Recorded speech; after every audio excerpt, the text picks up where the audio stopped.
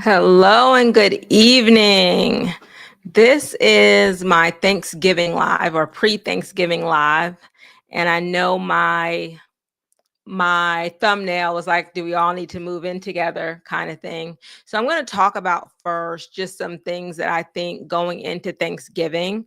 We're just coming back where the government just opened back up. A lot of people were furloughed during that time. There are a lot of layoffs going on, and you're about to meet as a family. And I think it's a good time to evaluate as a family if you're doing everything that you can do to make sure that you are helping one another build wealth at home.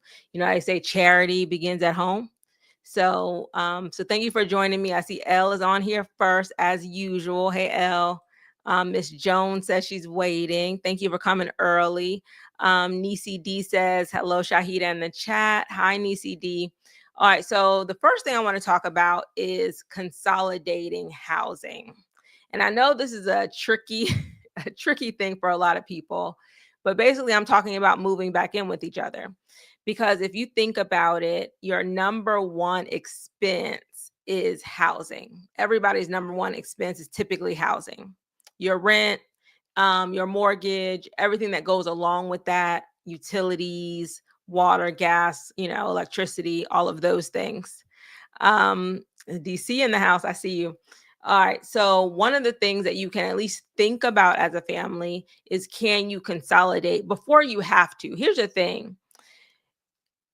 Right now, the economy for some people is doing well, right? If you are very wealthy, you probably have a lot of money in the stock market. The stock market has been doing well for many years after the pandemic. It's been going steadily up. So if that's where a lot of your money is, almost like two economies in America. You have the very wealthy, you have the poor that can't afford things because inflation is so high. And then you have the middle class that a lot of us are part of, and we're just trying to maintain, right?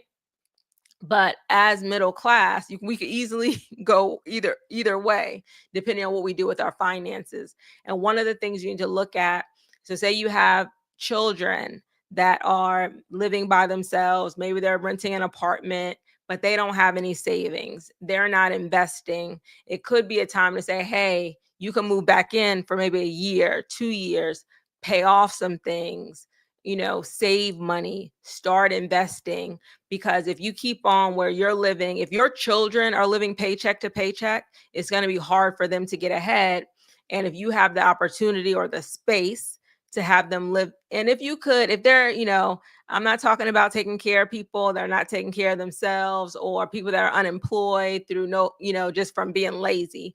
But if they're employed and they're living out, and they're living in where they're paying $2,000 a month for their rent, and they're living paycheck to paycheck, they have no emergency fund, they're in debt, it could be a good time to say, hey, this might be a good opportunity for you to move back home. And it doesn't have to be permanent. It could be a time to say, hey, let's do this for a year, do it for 2 years, so you can really get ahead, instead of just maintaining. So that's one thing that I wanted to mention. As families are going to get back together, people are going to come home. But if that is, an option for you, and it doesn't just have to be children, it could be that grandparents move back in with their children. There's a variety of things that could happen. But as families, we need to look at this as at least as an option. If you have employed people, maybe they are living, they're living and their rent and everything is high, and they're not, because a lot of people like to say, okay, I have everything together, but they're just barely paying everything, and it's hard to get ahead. So as families, we need to see, especially in this economy, if it makes sense for us to consolidate some of our housing. A lot of people are living in, really large houses. You have 4 bedrooms, 2 bathrooms, and you're living by yourself. So, it could be a good time to look at this, because too many people are living paycheck to paycheck, but we're pretty much all living in our own household. So if this is an option for you, I want to put that as something that you could think about. As I have 4 things that I'm going to start with, and then I'll take your questions. All right. So that's one thing, consolidate housing. And I put that as number 1 because that's generally everybody's largest expense. So if you could do that, you're going to save money. You're going to be able to build your emergency fund. You'll be able to buy a house or save up to buy a house. You'll be able to pay off debt. You'll be able to do a lot of things if you can get that housing down. Number 2, keep money in your house or in your family. Let me give you an example of something that we did recently. So my husband was about to hire a landscaper. Okay, so because it wasn't just getting done on a regular basis. So he was saying, okay, I think the landscaper charged $75 every 2 weeks. So they come every 2 weeks, they mow the lawn, they do the front, they do the back. Now, mind you, we have a 14-year-old son in the house that knows how to work a lawnmower. So we were like, okay. And he's done it before, but he wasn't consistent in doing it. So we said, well, let's pay him $40. Instead of paying somebody outside the house, let's pay him $40, a discount, because he'll do the front on Monday and the back on Wednesday. But let's pay him $40 to do it every 2 weeks instead of paying somebody $75 that's outside of our household. So then that money circulates. The money that we're giving our son, he can use it for little things that he wants to do, that he wants to spend money on, that's not coming out of our pocket. So that's just a small example. But as you look at the things that you're paying for, start within your household. What can you be doing for, so say you hire a house cleaner, maybe they come every 2 weeks. Could your children take on additional responsibilities and maybe they only come once a week? So you have to think of ways where you can utilize your family so you're saving some money and able to put some more money away. And a lot of this is building around the fact that too many people have no savings and living paycheck to paycheck. So some of the little things that we could stop doing. And then outside of your immediate family who's in your household, then look outside of that and to, your other family members that might have businesses that you can support where you're already, not that you're going to spend extra money, but maybe you're already about to spend money in a particular area. You want to first look and say, okay, do I know somebody? Is there somebody in my family that does this? Okay. Number 3 is live like you've been laid off. Again, everybody should have at least had paid attention with so many people furloughed, with so many people laid off.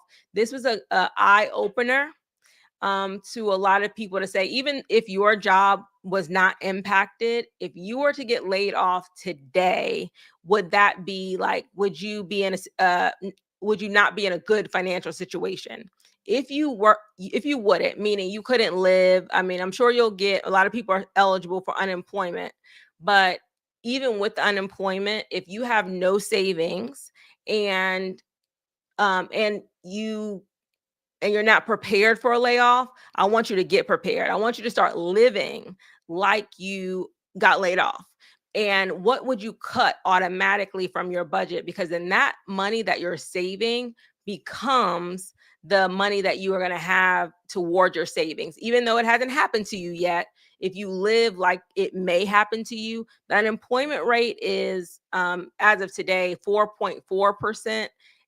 In the Black community, it's like 7.5%. So it's much higher. So don't think, like, major corporations are laying off a lot of people. So don't assume it won't happen to you because you're comfortable. I see people on my channel that comment on videos saying they just got laid off. So it's the best time to prepare for something is when you have money. It's not a good time to, if you have no money coming in, it's not a good time. So this is a good time for you to prepare, live like you've been laid off. What would you cut back on? What would you turn off? Like, which areas would you save? And then put that savings toward an emergency fund. And lastly, number 4 is add an extra stream of income. Add an extra stream of income. And a lot of people, when I say this, I know I say it a lot. I'm usually saying, and I'm going to say, I'm going to take your questions as well. It's my last thing I'm going to talk about. And it could be about, finances during the holidays, families, or it can be about real estate. You can ask me anything. But you don't want just to be dependent on one, like your employer as your source. Okay. Because that source can be cut off and you have no control over that source. If you have at least one other stream of income that you control, you could turn it off and turn it back on as needed, but you don't want to just be dependent on your employer. You want to find something else that you can do, some talent that you have before you actually need it, right? So if you could cultivate that, make it a goal before the end of the year, maybe you have a few extra days off for Thanksgiving that you can, sit down and kind of think about, use ChatGPT for ideas, tell them what your skills already are, and say, give me a list of 20 things that I could sell or businesses that I could start with my current skills and abilities, and just take one of those and then start, putting some effort with that. Everything's online, whether you're going to sell it on Shopify, if you're going to create a YouTube channel, a TikTok, an Instagram, all of those things are open to you. And you need to, one great thing about AI, even though it's probably going to lead to job layoffs, it gives you so much opportunity to do things that you wouldn't have thought of necessarily on your own. So even if they give you an idea, they can help you also with how to market that idea, how to sell that idea. And if that doesn't work, give me a 7-day plan on how I'm going to sell these items that I'm coming up with. Give me a marketing plan. They can give you all of that stuff. You just have to execute. And may not always work, but once you put it out there, you always could tweak it. But if you could sell, 10 of something, you probably could sell 100 of something. You just have to get it in front of more people. So I want to say that, because in the economy that we're in, like I said, it's not, to me, the uncertainty shows. And I'll start taking your questions, but I went to a new construction subdivision in my area. I'm trying to go back to myself. I went to a new construction subdivision, and this subdivision is huge. It has it has existing properties, and it has 5 new construction builders. When I say, number one, a lot of them have stopped building, like, because their standing inventory they can't sell. So that inventory is just sitting there. And I went around to each and every builder. They had at least 5 to 10 homes that were move-in ready and available each. And then they had the land that they owned. Typically, you would see them like starting new houses on that land. They weren't starting any houses. So they had a lot of land. You'll see like a patch of homes and then all of this land, probably with plans of 100 or so more homes. Everything has slowed down. So we're in the economy where a lot of people are uncertain about what's going to happen and they're not spending money. So take this as an opportunity. I know we're going toward the holidays. Do not ball out unless you're like in a very good financial position. And when I say very good financial position, what I would consider somebody that they have an emergency fund, they're investing their money, they have enough money to invest, and then they have extra money, and they're in a job that they consider stable. If they're laying off people at your employer or in your field, maybe it's not your company, but you see like Amazon laid off people and UPS is laying off people, and that's kind of the field that you're in, don't think that layoffs aren't coming to you next. You prepare now while you still have employment, because a lot of people, once they're laid off, it's taking them much, much longer to find employment in this economy. So that's what I wanted to start with. And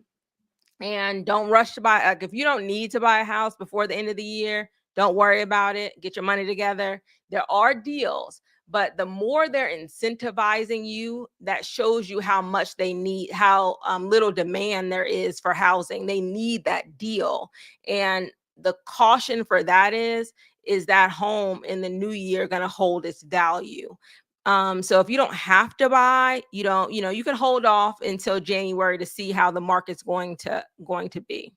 All right, so I'll start taking your questions now about anything. But I do want you to at least spend some time over Thanksgiving to see how you can work best as a family to get all of your finances together, because, I think more and more people will be impacted by the overall economy, and then AI in general is going to impact a lot of jobs. All right. So I'm going to go back up if anybody has questions. Let me see what y'all said about what I said. Miss Jones said, I wish I could do this, but I need my own bathroom and my own kitchen. And it is kind of uncomfortable. When you've lived by yourself for so long, to have somebody else in your space is not the not ideal. And that's why I said probably the easiest is if you have children, having the children move back in, because you're used to having them around the house. They used to live with you, and kind of counsel them to say, hey, you need to, even because everybody wants their independence, but tell them, hey, if you can, everything, and they're employed, hopefully, say, hey, why don't you think about, instead of renewing your lease, moving back home for a year or 2 years so you can pay off debt, save money. Like, there needs to be a plan to why they're doing it. You don't want them to stay forever necessarily. So, but if there's a good plan, I think it makes a lot of sense. All right. The third option I think we all can do, and that was the third option was for acting as if we've been laid off. So there are plenty of ways you can cut your budget, save money. I think you should go through, number one, everybody needs a written budget. If you're doing things just off the top of your head or just right out of your account, you need to sit down, either, some kind of software or app, or just write it down. All the money that's coming in and everything that you're spending money on. If you don't know exactly, just pull up your last bank statement, get that PDF, and look at where all your money's going. Every time you spent money on food, fast food, add that up and see how much you're actually spending in those different areas, and then start cutting back from that where you can save. I was looking at our budget today. We're spending $320 on cable and Wi-Fi.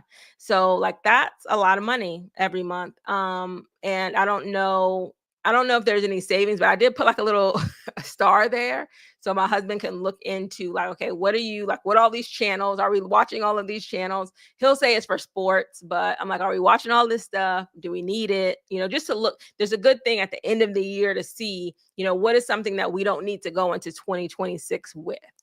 All right. So good comment. Hey, from Orlando, Florida. Hi. All right, let's see. That's what I did with my girls for stretching and physical therapy exercise. Paid them a discount rate and they made a few dollars. Yeah, especially if you have teenagers, even like, anybody old enough to take direction to do anything.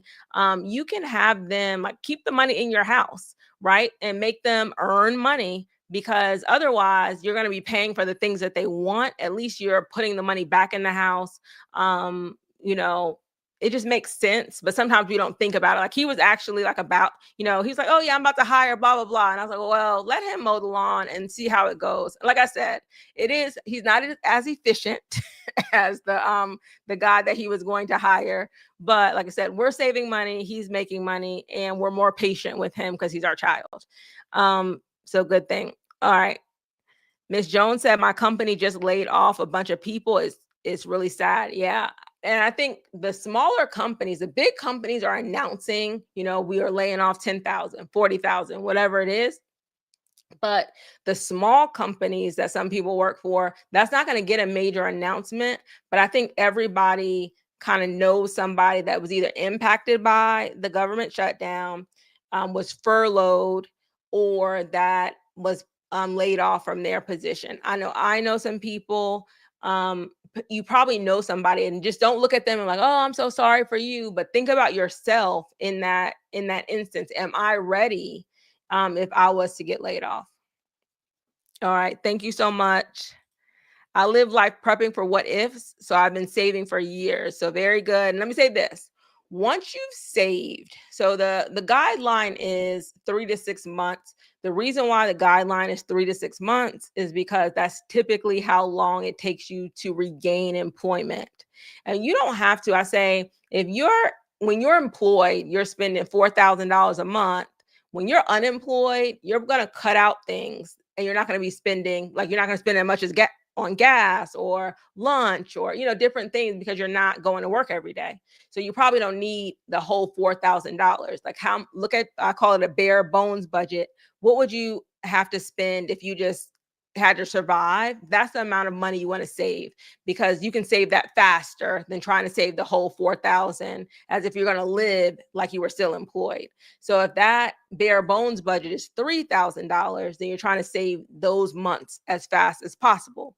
Once you save that, do not oversave, because you're going to have that money so it's easily accessible. Have it in like the highest yield savings account that you can find. I think on average right now, that's about 3%, between 3 and 4.5%. Put that money in an account.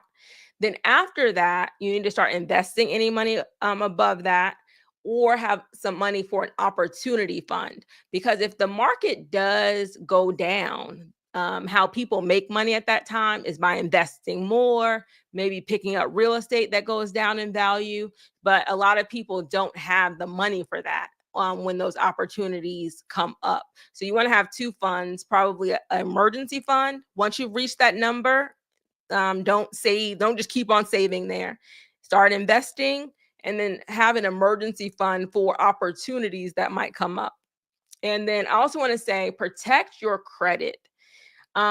Because if there is a downturn, most people they're going to miss maybe a credit card payment. They're going to miss a payment, and that one missed payment or late payment is going to drastically drop your credit. And so when it's time for you to invest, or time for you to buy something, and you need your credit, and then your credit won't is going to be damaged. So try your best to maintain your credit. It's already getting hit for a lot of people because the student loans are back in repayment for various reasons. And the medical debt, I've had people call me that are trying to buy a house, and medical debt has gone back onto their credit report. So try as much as possible to protect your credit during this time as well. All right, good question. I can't ball out even if I wanted to. I've never believed in doing it for the holidays. Yeah. So just be conservative. You don't have to impress anybody. Be at peace during these holidays, and be very simple. I've only always done like 4 gifts for my children anyway. It's like one from mom and dad, one from mom, one from dad, and this just a general gift that they want, something that they've said that they wanted. Those are the 4 gifts that they get, and they've been doing it for so long. That's the expectation, but it's also budget friendly. So and consistent. All right, good question. I mean, not good question, just comments. Thank you guys for joining me. We have about 72 people on right now. All right, let's see. People are shopping Amazon, and they're complaining about the local stores laid off, and Amazon is hiring bots that don't have any rights. And I think Amazon is a good example of what's going to be happening, right? Because with the rise, and I'm talking about AI, how you can use AI and how other companies are using it to replace people, right? Because they don't need as many people to do the jobs that they used to do. So, and that's what Amazon is telling you. Like, they're saying, hey, this is what we're doing. We're gonna have people working alongside robots, that kind of thing. But if they're just doing this in this year, think about 2 years from now. This is the very beginning of the rollout of the transforming their factories and that sort of thing. So this is just the beginning. So if you have a lot of 20, 30-year-olds, I see them delivering things or working in the warehouses, they're able to get those jobs pretty easily. But that can't be their only game plan. If you have friends, family members, children working at Amazon, make sure they're going to school to get a trade or doing something else. To me, that's probably not a long-term career, depending on what level they are in Amazon. And with AI, white collar workers are not going to be protected. That's big. Like if you do administrative tasks, if you do tasks that can be automated, then you are at risk as well. Even real estate, the whole real estate process is going to be, more and more automated. So it's not going to skip any field for the most part, unless it's like very technical. And I say that, like say HVAC, plumbing, all the trades. But even with that, AI is getting where you could take your phone, take a picture of your problem, and if it's something that can be fixed, they'll tell you exactly how to fix it, how to get the parts. So I think basic plumbing things or basic things, people will be able to do themselves. Yeah, please, when you get a chance, please like the video, or like my channel. I really appreciate it. All right, so let's go. I think I missed something. Somebody said, I joined the Misfit Market online to get discount groceries. I'm not familiar with that, but if it's working, does that mean, put it in the chat, do they deliver groceries to you, or you just get a discount code or something? All right, so put your questions in the chat. Thank you guys for joining me. Let's see what I have. Different buckets for different goals in my I think it's my HYSA. I want to say health savings account, but I don't know what the Y stands for. Emergency fund, home down payment in the future, medical expenses for retirement now. And I'm also investing in stocks. I live at home. Yeah, like I said, number one, if you can consolidate that living, that's going to drastically change. When I graduated from college, I lived at home my sophomore year to my senior year. And because I really wasn't making a lot of money, I was in school. I worked at like Macy's part-time. So I wasn't making a lot of money to save. But as soon as I graduated, like I graduated in like August, I think I moved out in September. That was not a smart move. Like looking back at it, I should have stayed at home for at least 2 years before I moved out. There was no rush. There was a rush mentally. I was like, I have my first job. I need to get my apartment. But in reality, I should have stayed. I should have saved money. I should have started investing at that time. I should have done things without automatically going ahead and spending. At the time, it wasn't super expensive. It was probably like $900 a month. But that was a lot of my income going out to rent when I didn't have to leave. But I just felt that I had to go. So we just need to do things more strategically to build wealth. All right. So yes. So somebody said they canceled their Amazon in protest. Oh yeah, let's talk about this 50-year mortgage. So 50-year mortgage, I already did a video about it. Here's the thing, you guys. The idea is, and I think in everybody's mind, which is, that's what you would think. If you take a 30-year mortgage and you add 20 years to it, then your mortgage payment would go down significantly. And it's just not the case. For an additional 20 years, not only are you paying a significantly more for the house overall, but you're only saving about 200. And if the interest rate is the same, because a lot of people are doing the math where the 30-year interest rate is the same as the 50-year interest rate. And even if it's the same, you're saving a little bit over $200 a month. That's not significant to add 20 more years to paying off something. It's not like, oh, this makes a lot of sense. It should be, a stop to say, oh, it's only $200 and something. I shouldn't do it. Or I should wait till I'm in a better financial position, or I should buy a less expensive home. And the fact is, at the more years you add to borrowing, typically your interest rate is higher, not lower. A 15-year mortgage is lower than a 30-year mortgage. And so a 50-year mortgage should be higher than a 30-year mortgage, because they have to get the money for longer. People are going to charge you more. They want to make more off of that money. So it's not going to be, it might be a little bit of a savings. It's probably going to be less than $100 that you're going to save. So please don't just get a house to say I have a house. Like that's not the purpose of housing. It's not, oh, I got a house. You would be better off living in an apartment than doing a 50-year mortgage, because at least hopefully an apartment is less than what the house would cost per month, and you could save the rest or you can invest the rest. It's not worth it. It's not a good idea. Now, Trump did come out with something else. It wasn't as publicized as the 50-year mortgage. But one thing, and I'll do a video on this probably next week, but one thing he mentioned was making mortgages portable, meaning if you have, for example, my mortgage is 3.25. He's basically saying that you could take your 3.25 mortgage and take it with you to another home, kind of like an assumable mortgage, but you're basically assuming it yourself.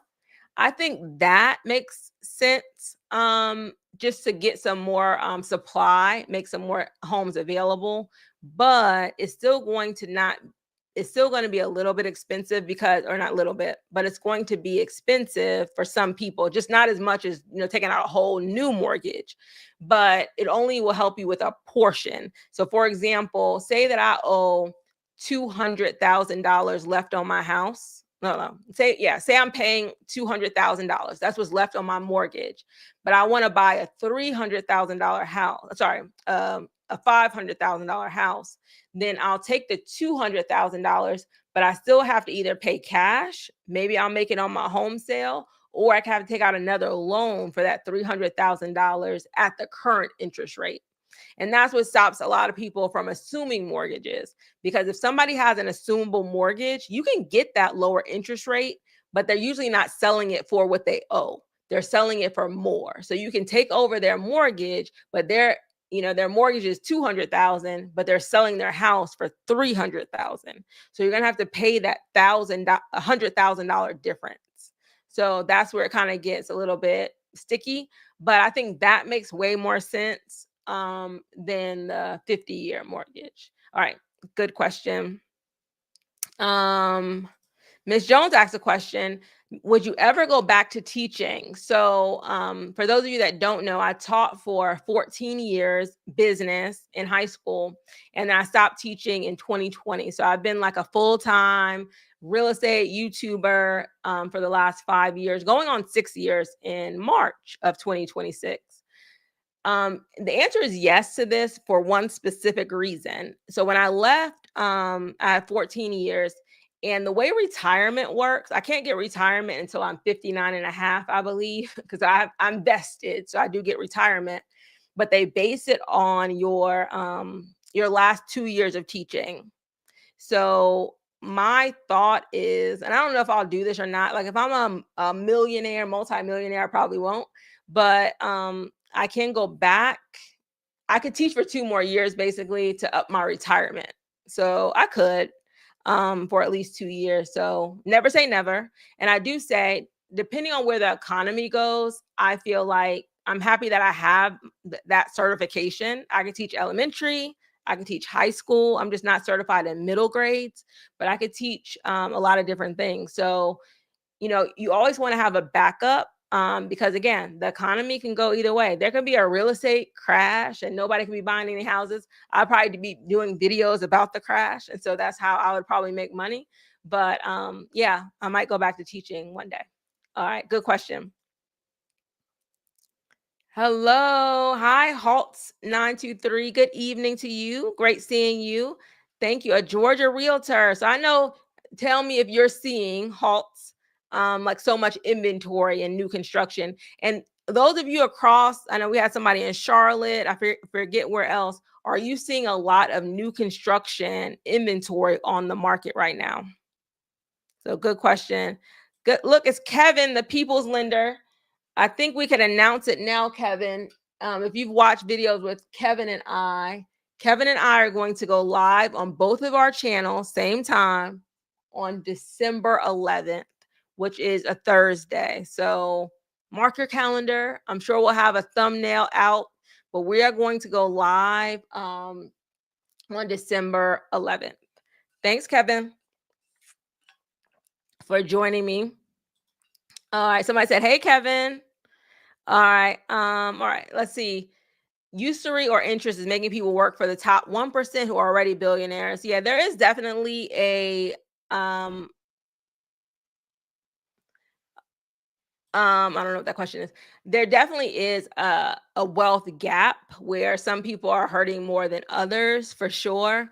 But that's why I want people just to pay attention. Like you don't want to just walk into a recession. We haven't had a recession in a while. So like almost we're due for a recession in the United States, and you don't want to walk into it like you see some signs, you see a uptick in unemployment, you see layoffs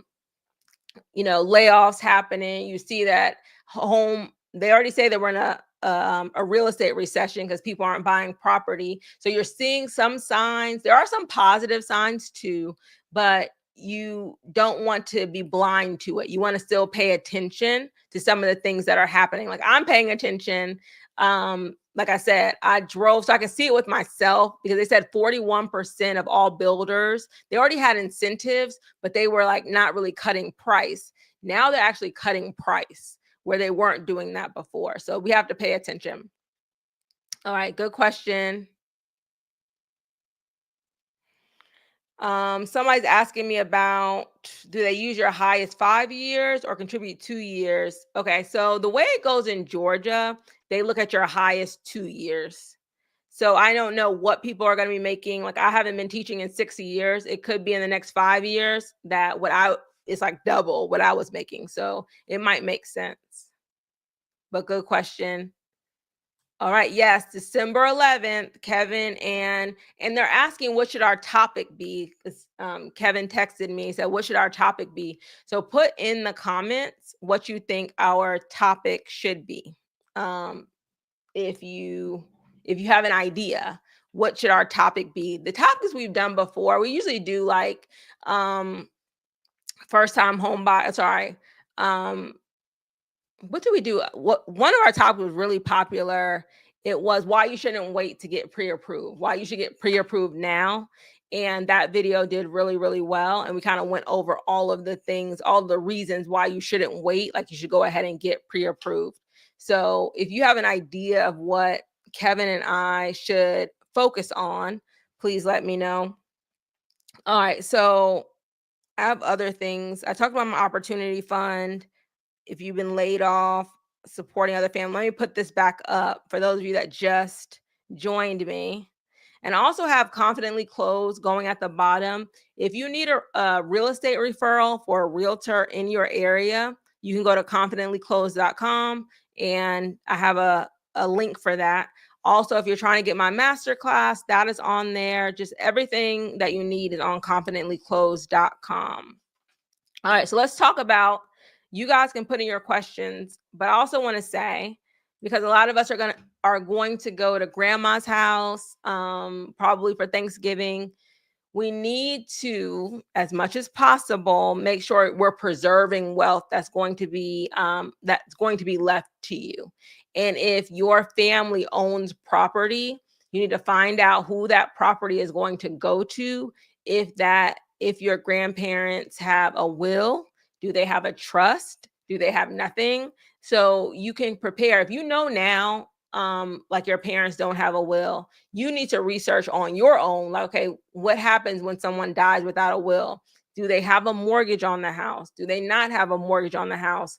All of those things you can find out, because a lot of times you can't convince somebody to go ahead. You need a will or you need a trust. If you're not able to do that, if you're one of the beneficiaries of that house, then your property taxes are public record. You can look up anybody's property taxes, so you can make sure the property taxes are being paid. You could, see if there's a mortgage still on that house. You just want to be aware, because a lot of times in the paperwork and in the waiting on what's going to happen with certain things don't get paid, and a lot of people, that's how they lose their homes or they lose their inheritance, because either it's lost in a tax sale or it goes into foreclosure while the family's trying to figure out things. So it's a good time to try to have those discussions if you can. Like, you want Thanksgiving to be a festive time for the most part, but it's also a good time, because maybe you don't see some of these family members often, is to talk about some of the wealth that might be in the family and how to pass it down the best. All right. Thank you, guys. All right. So, do you do 3 home loan recommendations or not? I'm still on the 3. I know Kevin's like, no, only do one with me. I'm on the 3 because you guys need to be able to compare what other people are offering you. And the same way that everybody's not going to just do Kevin, right? They're going to go to somebody else and they're only going to do one. There's no harm in doing more than one, so why not? And you want to get into that that habit, right, of being confident when you do financial things. Like, why are you going to do three versus just doing one? Like, you need to, the reason why you're doing three is because everybody does not have the same interest rate, everybody does not have the same fees, so, and everybody doesn't have the same level of customer service. So in those three applications that you're going to do within 30 days, you're able to see what each one of those lenders is offering you. Because like, it's not very difficult to buy a house. There's just multiple steps in buying a house. But I was listening to a lady on my way in, like on a podcast, and she said, like, people get excited, like, they let me buy a house. I'm so excited, Nobody's letting you buy you're borrowing money. There's a process to buy property.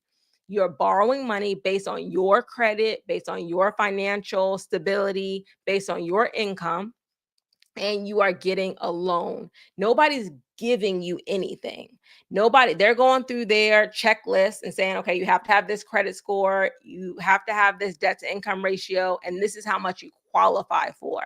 You're doing a financial transaction.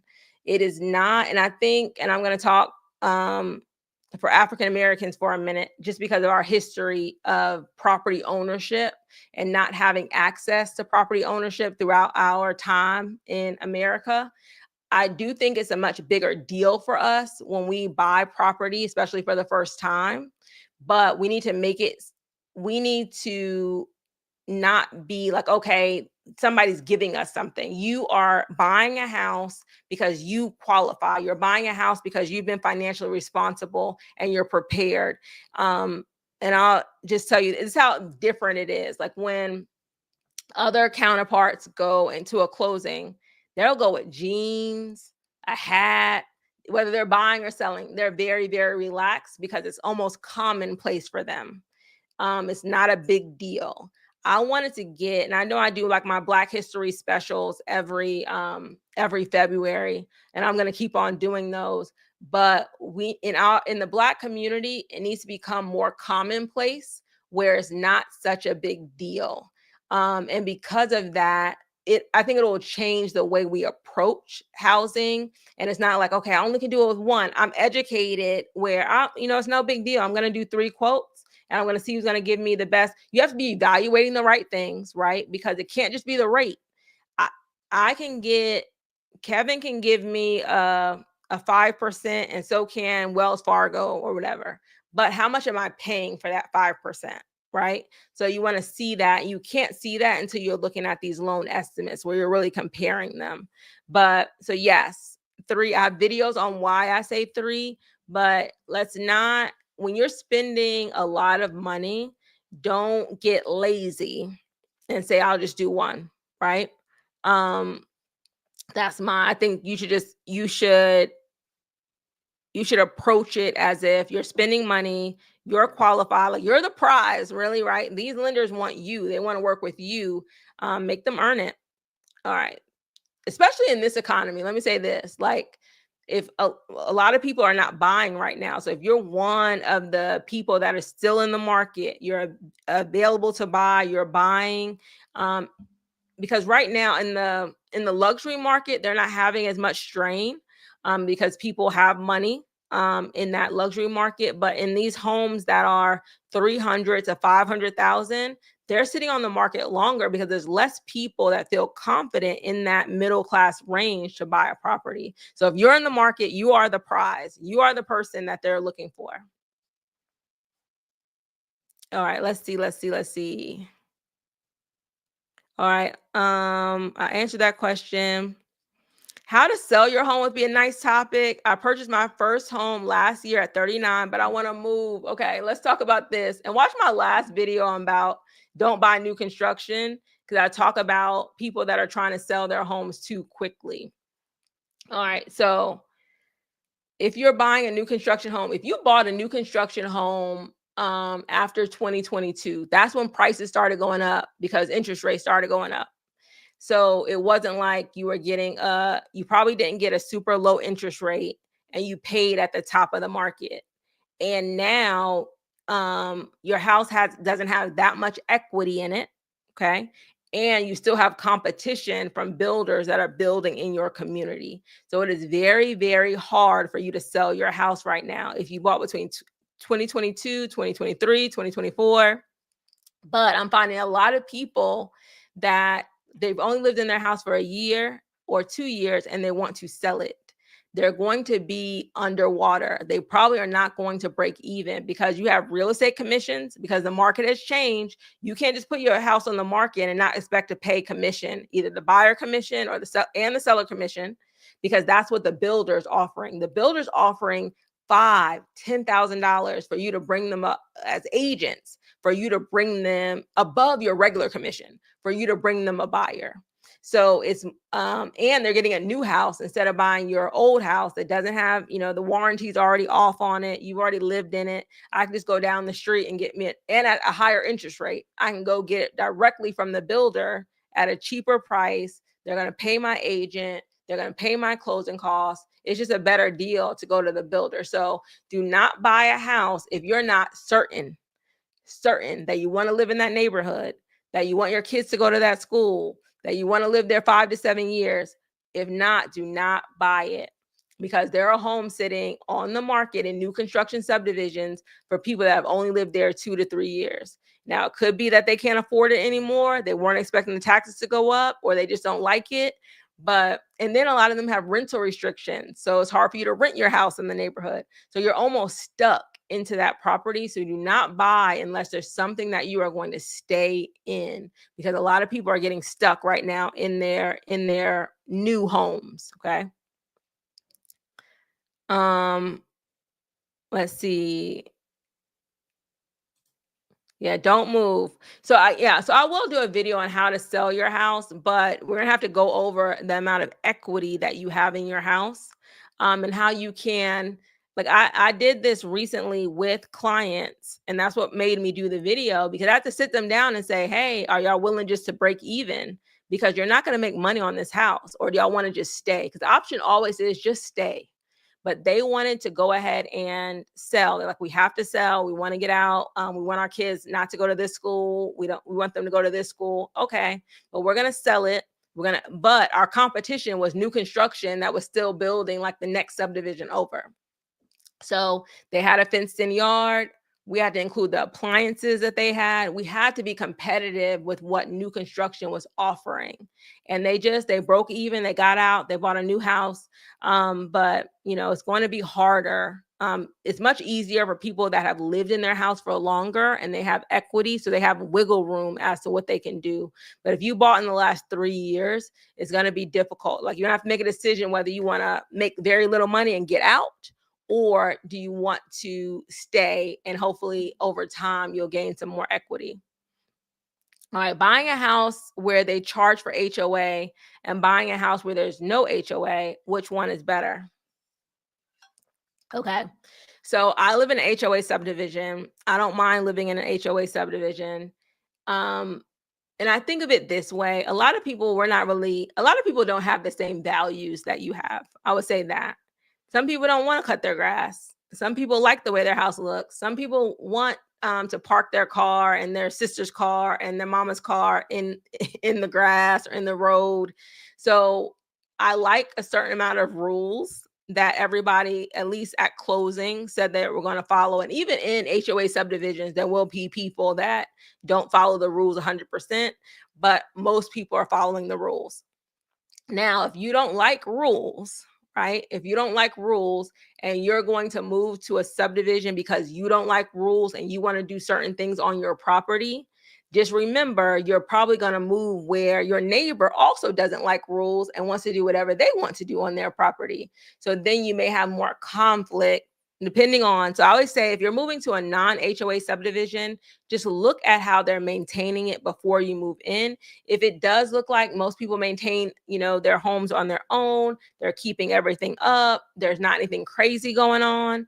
When I say crazy, like RVs parked in the back, crazy colors, just different things that people do that makes your house less desirable to, because I always think about resale. Okay, so if I want to resell this house, am I going to lose value by being over here, or is it going to maintain its value?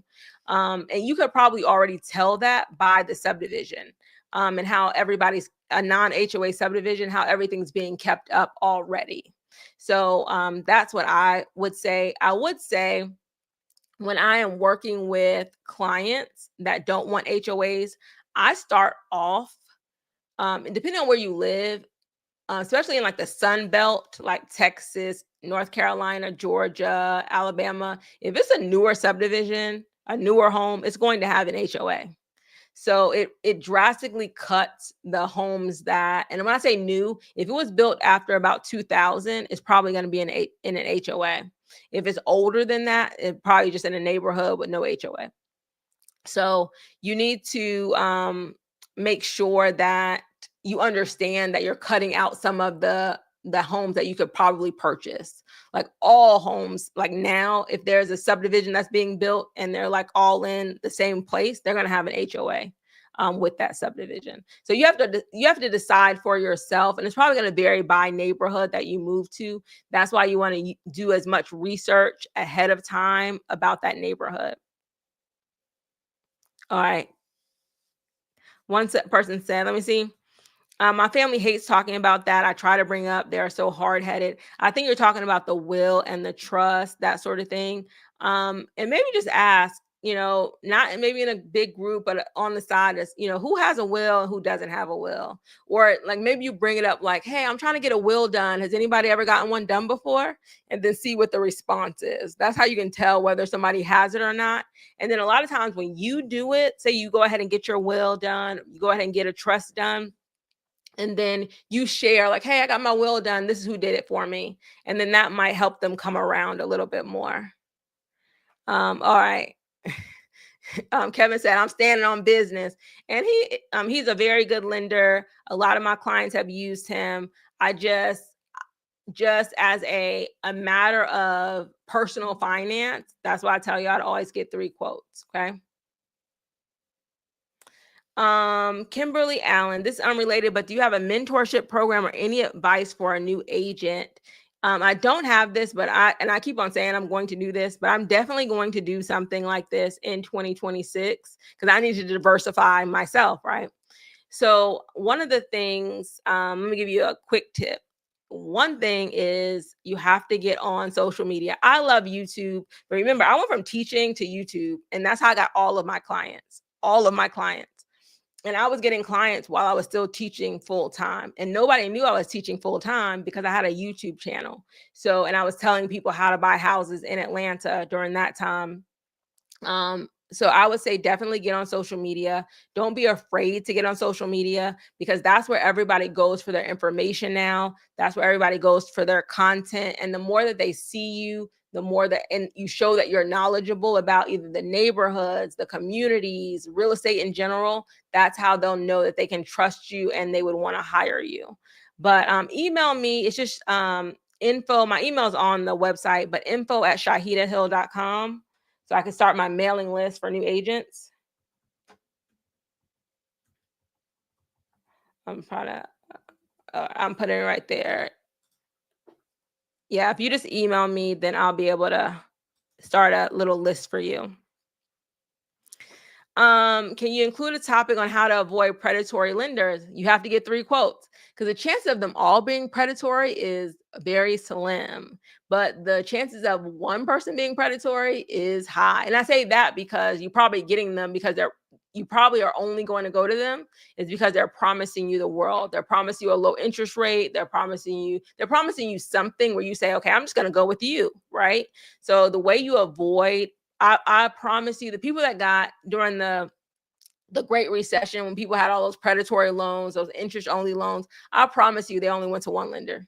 They didn't quote that out. They didn't go to 3 different lenders, get 3 different quotes. They went to one person. That one person said, I'll get you the cheapest mortgage rate or cheapest interest rate.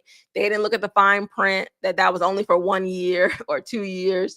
And then they went with that mortgage. Then that mortgage went up. They went into foreclosure. Y'all know how it happened back in 2008. So one of the easiest ways you avoid predatory, number one is education, knowing how to um, talk intelligently, because a lender can tell by the questions that you ask how knowledgeable you are about buying a house or borrowing money. And so get my master class, because I basically transfer all my knowledge to you in that master class. But if you don't ask a lender questions, the chances that they'll bring up something to you is slim. Let me say that again. If you don't ask questions, if you ask questions, a lender will answer them, but a lender is not going to educate you if you don't ask, if that makes sense. So if they tell you your interest rate is going to be, say average interest rates are 6.25 right now, and you're like, I can't afford that, that's too high. And they're like, oh, well, I'll give you an interest rate of 5.5. And you're like, okay. And then you move about your business and you go and buy a house, and then your closing costs are $20,000. But at the time, you never asked, how did my interest rate go from 6.25 to 5.5? They're not going to say, well, I'm going to get you this 5.5, but it's going to cost you an additional $10,000. So just go ahead and try to get those closing costs paid by the seller. And that's going to make it harder for you to buy a house, because most sellers aren't going to give you $20,000 in closing costs. Like, they're not going to go through all of that with you. They're just going to say, okay, I can do that. I can make that work for your budget. Right. So you have to be able to have an intelligent conversation with a lender, because most lenders are not going to take time and say, let me educate you on how this works. Because at the end of the day, they want you to get a deal. They want to get the deal done. They don't care long term how this may impact you, or how the payment may change, or the taxes are going to go up on this property more than likely. They may not say anything unless you ask, and you don't know to ask, because this is your first time. That's where my masterclass comes in play. Or you have to watch all my videos, which some people miss certain videos. So either one. All right. Thank you for that question. All right. Thank you, guys. Who said LOL? I saw that after I purchased 5.3 interest. Let's see. Somebody said they are selling here in DC. I just got 2 new neighbors, LOL, on either side of me, and I want to run. I would risk a small loss even. Why you want to move? But if the fact that they're buying, especially in DC, where I know there's been furloughs, there's been layoffs of certain departments, that's good that the economy is holding up there. Here's a good question. So how much is reasonable equity after 1 year? How much within 5 years? When I first started real estate, some of the more experienced agents would tell me to tell the buyer that you should expect 5% equity every year. And I would say, hey, you bought a house for 100,000. Next year it's going to be worth 105, and then up and up from there. And I don't say that now, because I know that you can have ups and downs. More than likely, the properties are going to go up. Now, I would probably, if somebody asked me that, I would probably look at the historical averages or inflation. So if inflation is 3%, then you could say your property is probably going to go up 3%, because you can go by the inflation. Or you can say, and like take out the pandemic, because the pandemic was not what's typical. But if you look at maybe 2022 to 2025, or now 2026, what has been average for your area, then you can see how much things have gone up since then. Or you can say it's going to go up with as the same rate as inflation. So like when the inflation number comes out every month, then that you have an average of inflation for the year. That's what you can say, how much your property is probably going to go up every year. Not in, that's aside from any major developments, because some areas are going to go up in value more, because there might be things coming. There might be some new development in that area, or maybe it's gentrifying. It has to be something else that's going to bring those property values up faster than the rate of inflation. Maybe a new company is coming to your city that's going to bring in more workers. It's going to have more demand for housing, and housing goes up that way.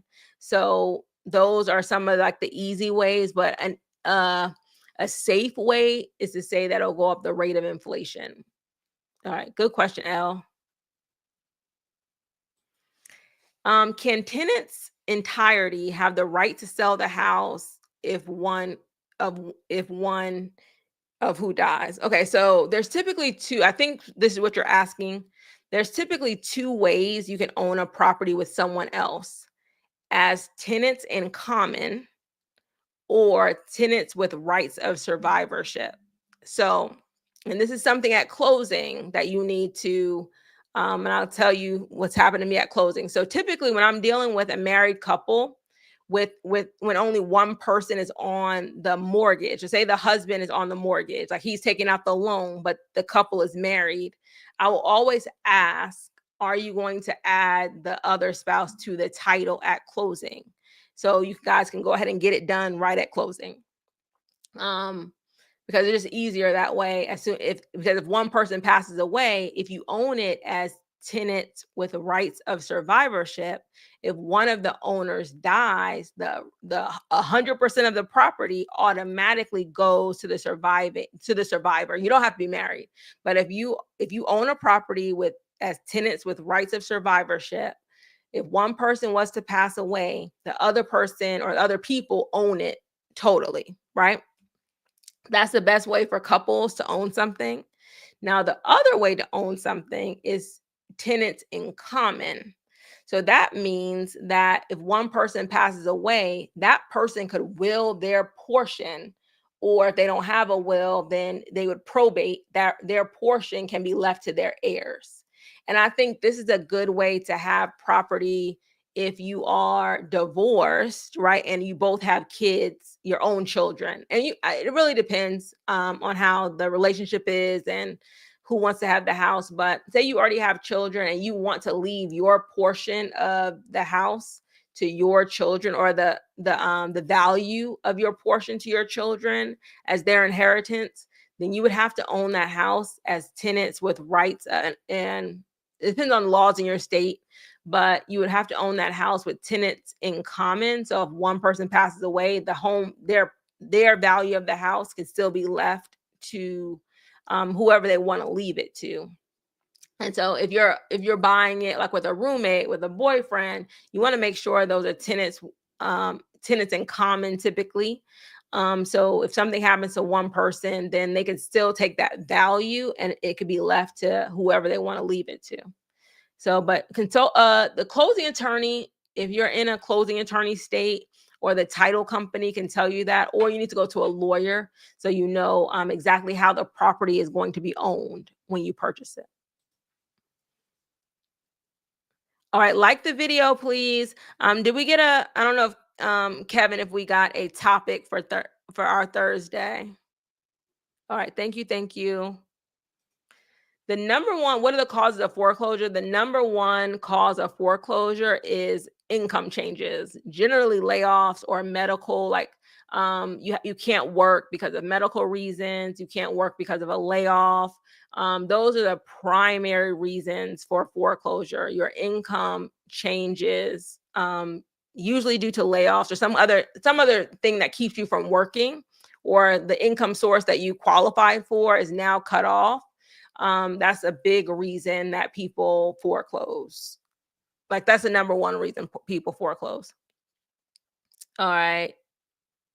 Let's see. Hey, I use all of your advice in these videos. I bought a new build home in April and love it. The best advice you gave me was getting an inspector. You drilled that into my mind. Okay, very, very good. Thank you for coming back and sharing that. Congratulations on your new home. Yes, do not skip the inspection just because it's new construction.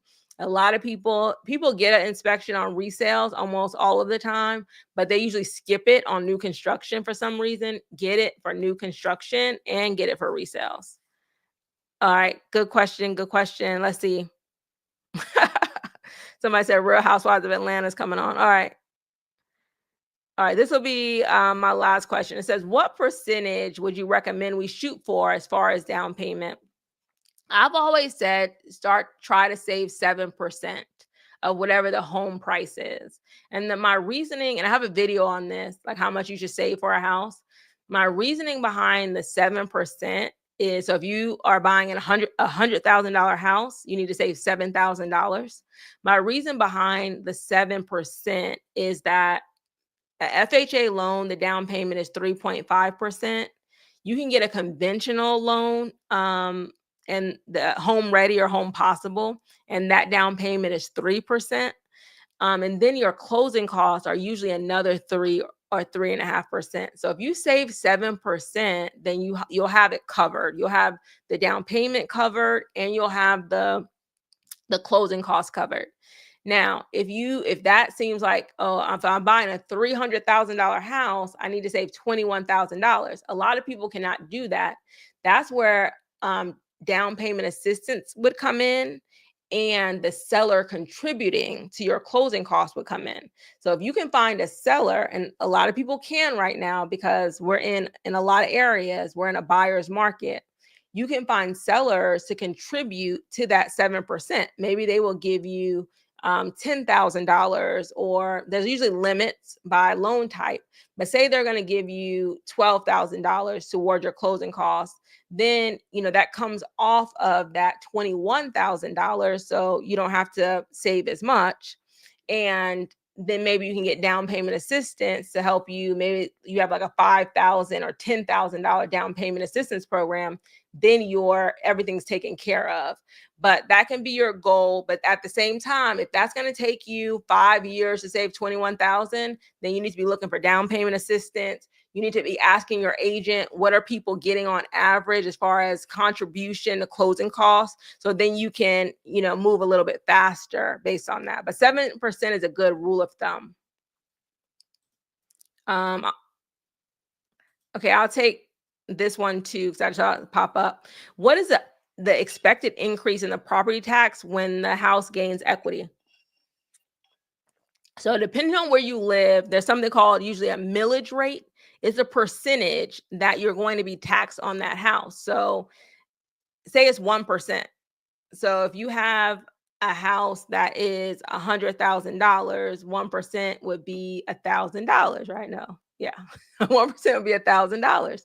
So if the house is now worth $200,000, because you are not taxed on the equity in your home, property tax, you are taxed on the value of that property. So as the value increases, your property taxes will increase, because it's always going to be a percentage of the value that the county or the city places on your house.